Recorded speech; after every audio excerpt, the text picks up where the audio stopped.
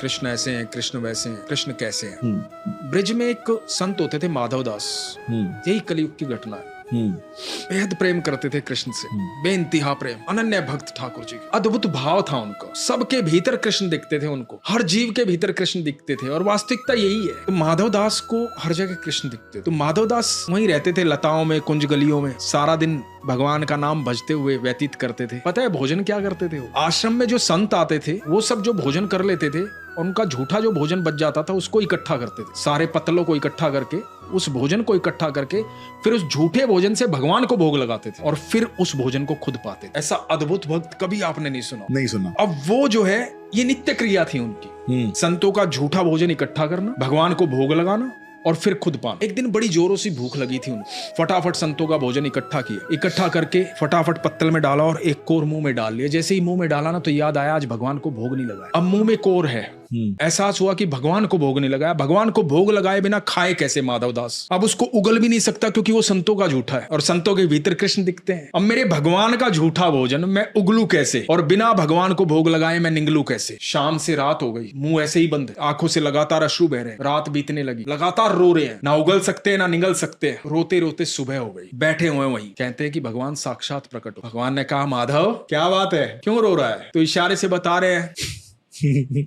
भोग नहीं लगाया प्रभु। आज कैसी बात कर रहा है, ला दे। बोला नहीं प्रभु ये मेरा झूठा है। बोला अरे तू उन सब से अत्यंत प्रिय है मुझे, जिनका झूठा भोग तू मुझे लगाता है उन सबसे ज्यादा प्रिय तू मुझे, ला दे।